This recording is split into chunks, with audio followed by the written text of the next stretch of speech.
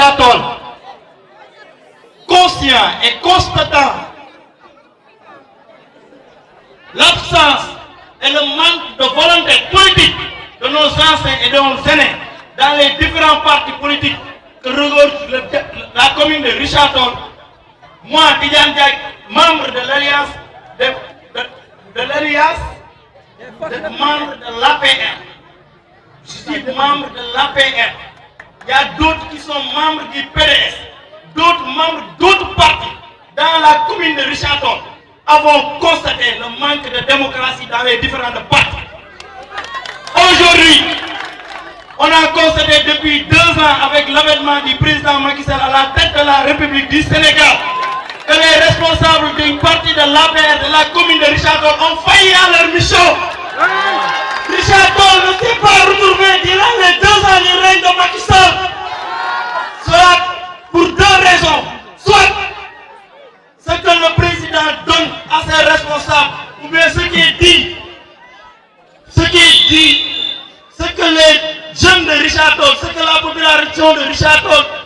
doit avoir pour le régime de Macky Sall, ces gens l'ont bafoué ou bien ces gens l'ont lapidé. Ces gens ne sont pas là pour l'intérêt de Richard Toll, mais ils sont là pour leur propre intérêt. Donc nous disons non, ça doit suffire, ça suffit. Aujourd'hui, tout de suite et maintenant. Donc pour vous dire, d'autres jeunes du Parti démocratique sénégalais qui ont l'habitude d'accompagner ces personnes, d'autres jeunes de Réumi, d'autres jeunes apolitiques se sont réunis pour dire non,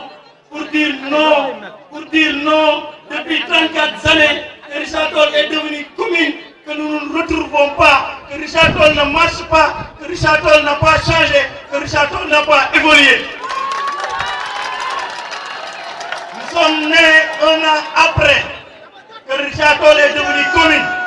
Mais ces gens-là, il y a un des vieux qui me disait quand Senghor est venu ici dans les années 70, quand il voulait, il exigeait que Richard Toll soit érigé en commune. Léopold Sédar Senghor avait répondu que vous n'avez pas encore de fils né à Richard Toll pour qu'il puisse gérer la commune de Richard Toll. Et maintenant, ces fils de Richard Toll ont grandi. Les fils de Richard Toll ont grandi. Les fils de Richard Toll peuvent gérer les destinées de notre propre commune. Chers frères et sœurs, camarades, Richard Toll pleure depuis des années. Il y a des businessmen politiques. Richard Toll ne regorgeait que des businessmen politiques. Regardez aujourd'hui, qui sont les candidats en 2014. Qui sont les candidats? Vous les connaissez tous. Qu'est-ce qu'ils étaient? Où est-ce qu'ils étaient? Est-ce qu'un des candidats peut vous dire dans quelle bannière il va aller durant ces élections? Ils sont en train à 2h du matin, 3h du matin de se retrouver dans les chambres pour partager, dire que toi tu vas prendre 3%, moi je vais avoir tel quota, toi tu vas avoir tel quota, alors qu'à cet instant, vous, population de Richard Toll, vous êtes en train de dormir. C'est pas sérieux, ça doit cesser. Nous jeunes, nous allons prendre notre destin en main. Vous allez les montrer qu'ils sont incapables. Le leader Kim Junior a dit, nos vies commencent à prendre fin le jour où nous devenons silencieux à propos des choses qui comptent. Nos vies commencent à prendre fin le jour où nous devenons silencieux à propos de choses qui comptent. Cela veut dire que vous, jeunes de Richard Toll, femmes de Richard Toll, hommes de Richard Toll, au moment où nous parlons, si vous ne faites rien, Richard Toll sera en retard à jamais.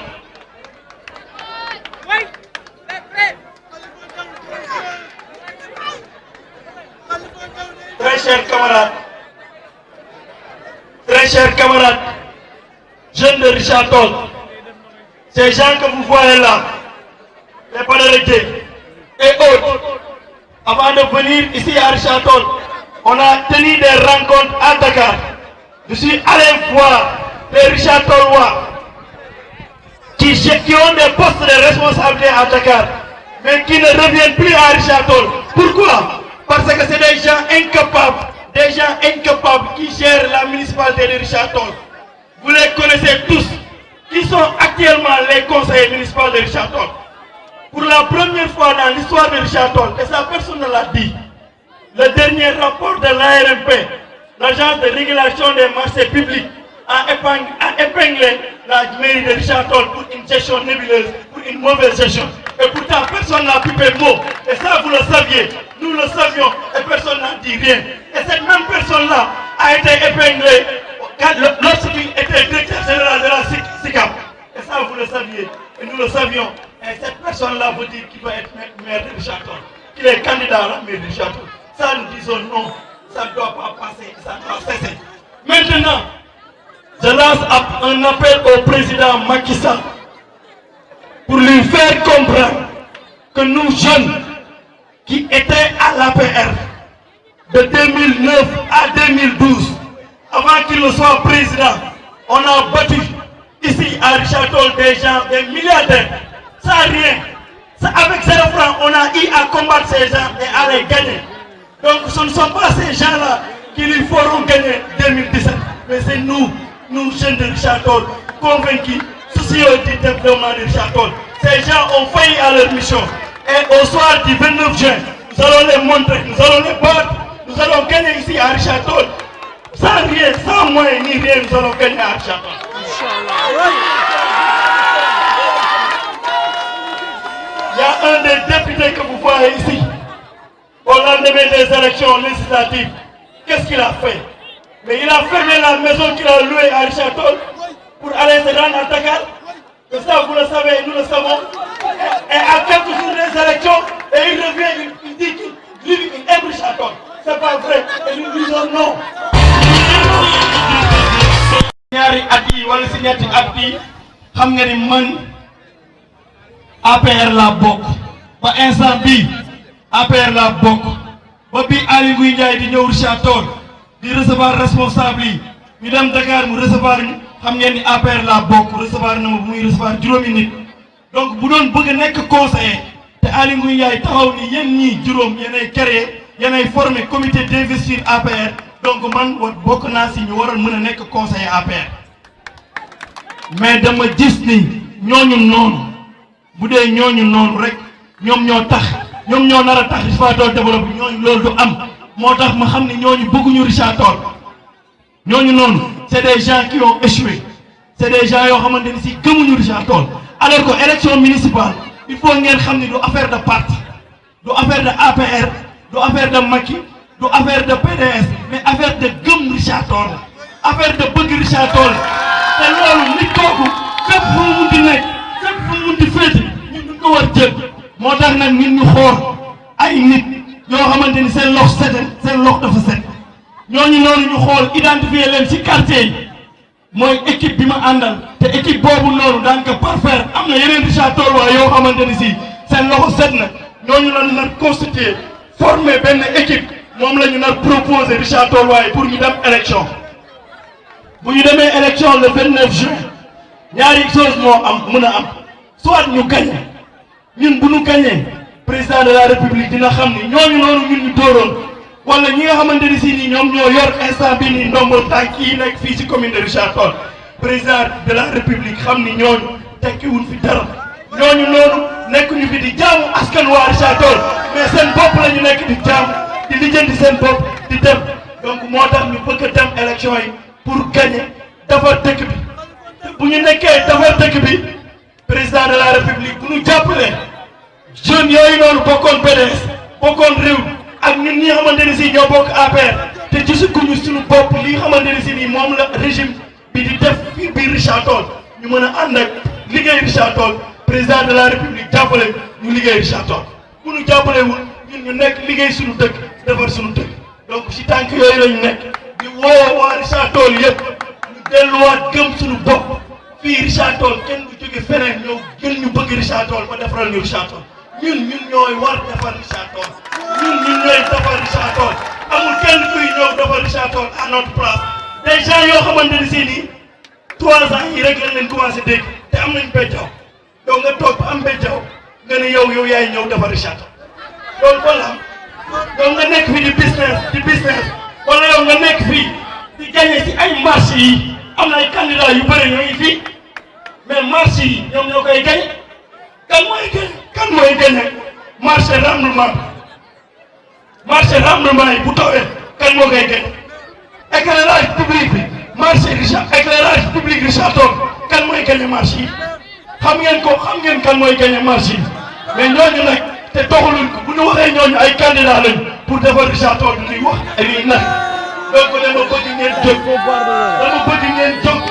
bépp jeune gëm boppam bépp Richard Toll gëm boppam mu jóg ñëw ànd ak ñun ci projet bii ñu sëmb problème yii ñu sumb pour defar Richard Toll baat bi dafa commencé dem parce que yéen ngi gis depuis 20 jours nelawuñu ñu ngi dox di dem pour yéen nit ñi ñu xam ni naxaate bi dafa doy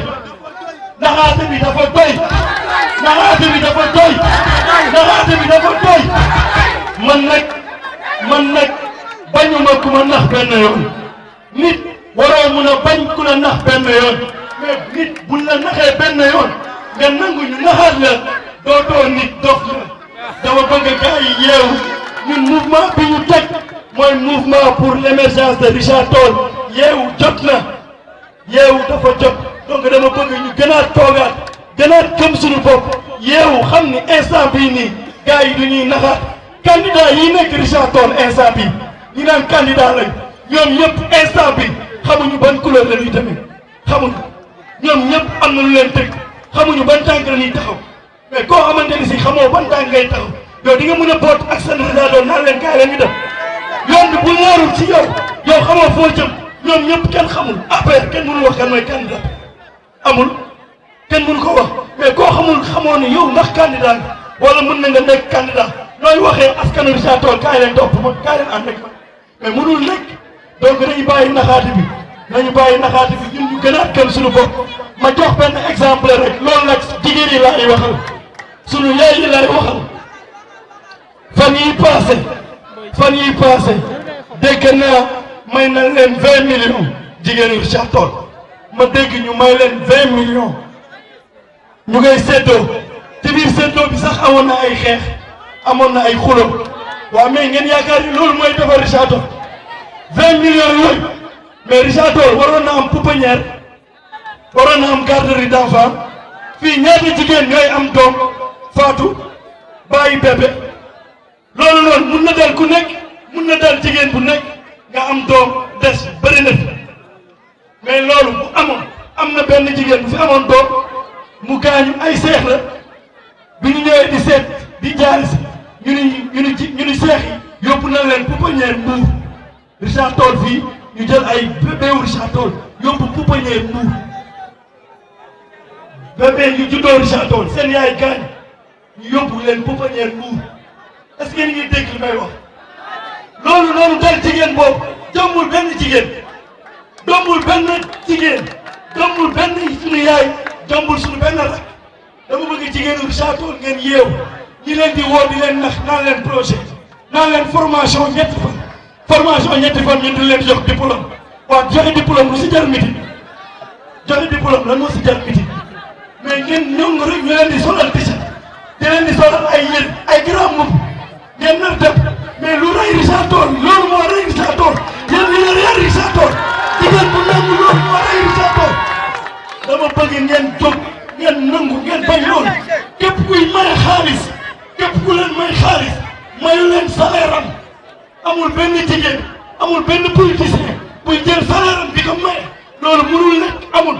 ku leen may xaalis dafa fekk da ka sàcc wala mu lëf ku leen may xaalis daf ko sàcc wala da ka lëf te bu faloo xam nga da lay njëkk def mooy day remboursé waat dette bi loolu moo tax Richard Toll du dem 1 milliard plus un budget plus 2 milliards ñu géré ko pendant 5 ans amul benn quartier booy dem ci Richard Toll ñun la fii 300 millions dugg na ngeen toog ni doo leen def dara ngeen toog ni doo leen jóg pendant 5 ans plus de 5 milliards gars yi géré ko budget Richard Toll nekk un budget de fonctionnement alors que mu waroon nekk un budget d'investissement amul investissement amul dara ngeen jël Richard Toll ngeen doon.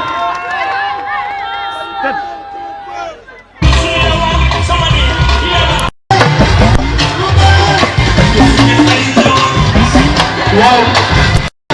jarul ci xel bi day jóge ci xol bi rek génn parce que lii may wax nii yéen xam ngeen ni mënoon nañu toog gis nga lu ñu bind li xew Richard Toll problème Richard Toll jarul ma koy énumérer li may dund li ngeen di dund ñun xam nañ ko li ngeen dund ci koñ bi ñu koy dund xam nañ ko jeune Richard Toll man bi ma amee ay côté amoon ay bi may def C2 laa laboon ci canal bi canal Piscine Pël yàlla def ma rëcc mais am na suñu morom yu bëri foofu lañ dee mais yooyu am Richard Toll ak ñu koy déggee yooyu fan la ñuy nekk bëccëg bi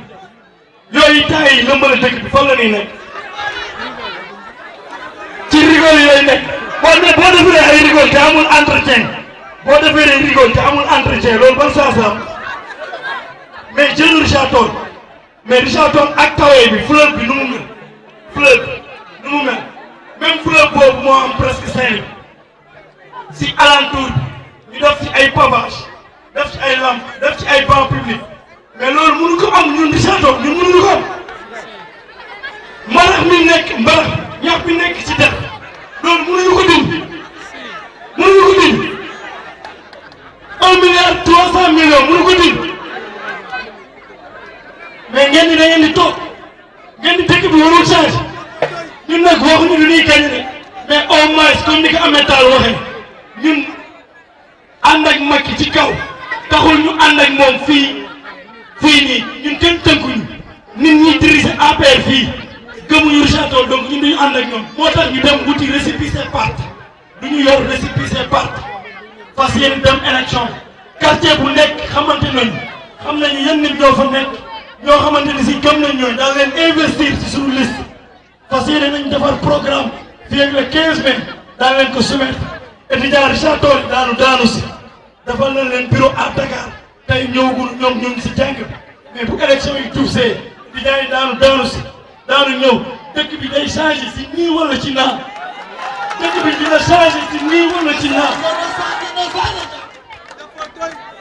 France. Bandiraɓe Haalpulaar